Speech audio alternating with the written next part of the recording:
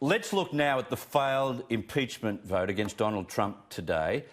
With the Republicans having the numbers in the Senate, this was never going to go any other way. But has the process really damaged the president or backfired on his opponents? International affairs commentator Keith Suter joins me from our CBD studio. G'day there, Keith. G'day, Chris. Good to have you with us. Before we talk about impeachment, what are your thoughts on the coronavirus, in particular whether we're being snowed by the Chinese about the number of infections and the number of deaths? I smell a little bit of a rat. Always good reason when you're coming across statistics from China. Don't forget, China is so big anyway, 1.4 billion people. They're never very clear about their statistics, even at the best of times. On this type of occasion, I also share your suspicion. I think they're trying to do better than the last time. But there are a lot of people who are still suspicious about whether or not the Chinese are telling the truth, particularly in regard to the number of fatalities. And because we've got to understand the motivation for telling porkies, they don't want to be landlocked like they virtually are for much longer, do they?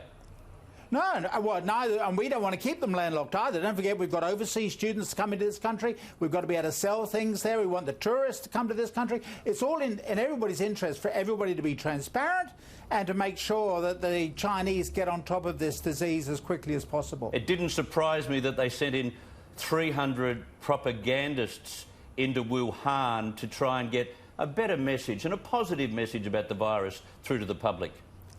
Yes, well, of course, don't forget the Chinese Communist Party sees this very much as a threat to its own viability. So you've got a Communist Party that controls the country and is always looking out for potential threats leading to rebellions against the Communist Party leadership.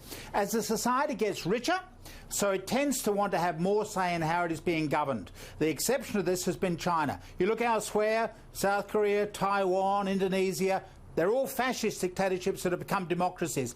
China is the exception to this. And the Chinese government know their history and political science and are well aware that as the Chinese get richer, so they want to have more say in how the country is being governed, and therefore it's a threat to the Communist Party. So it's an incident like this that can trigger all sorts of other rebellions taking place. All right, put your American hat on now. Impeachment. Trump was always going to escape the clutches of the Democrats. But who's come off worse, do you think, him or the Democrats? I think the Democrats will have come off worse at the moment. So he's now been found not guilty. Now, of course, Nancy Pelosi says, well, he will always be remembered in the history book as a president who was impeached. But then so was Bill Clinton, who was also found not guilty by the Senate. Yep. Didn't really damage his chances. In fact, he left the White House more popular as a result of the impeachment. My guess is that Trump is going to be interesting. It's the first time we've had an impeached president running for re-election. Andrew Johnson back in the 1860s didn't bother to run again. Clinton back in the 1990s could not run again because he had served his 2 terms. So it'll be interesting to see how it works out for Trump. But what we do know is that Trump's support has increased in terms of financial support, also in terms of public support. And of course, it'll help get his troops out on the ground in November, trudging through the snow to make sure the vote goes in favour of Donald Trump. The other issue, though, is that the Democrats are now targeting about 9 Republican senators who are up for re-election also in November, with a view to getting those people removed because they were supportive of Trump, and also to get Democrats in. So it makes it a more difficult Senate for a re-elected Donald Trump to get legislation That's through. A really important sidebar to what may happen in November. He was a cheeky sod, wasn't he, afterwards?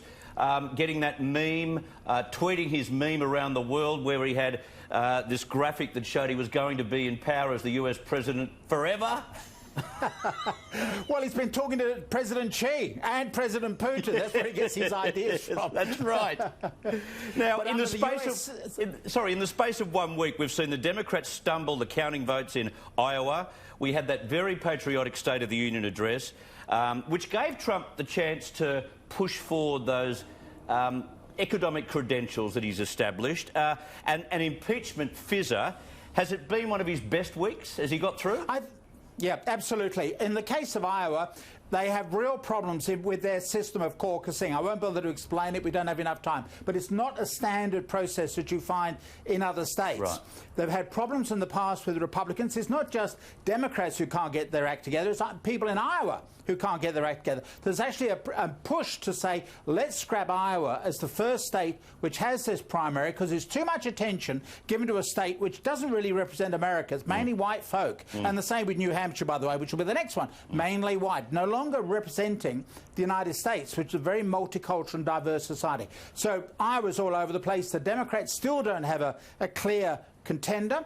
What is interesting, of course, if we go back 4 years ago, the Republicans were in the same sort of disarray. Yeah. So the Republicans did get their act together and coalesced around Trump. In regard to Trump's State of the Union address, which is a requirement he's got to give under the US Constitution, every American president has to give this report on the state of the nation, that has now become a media extravaganza. What started out 200 years ago as a document that was just simply sent up the hill to Congress has now become this marvellous television extravaganza with all sorts of other events. It goes on much longer than the old days, and it enables a president really to showcase his achievements. The key factor is the state of the American economy. At the moment, it is going very well. No American president has ever been re-elected during a recession. Trump has to make sure that the economy continues to boom by November. Yeah. If not, it'll damage his chances of re-election. So he's got to hope that this remarkable economic recovery that is underway is maintained for November. Yes, only 10 months to go. Keith Suter, fabulous to have you on. Thank you very much for your time. Thank you.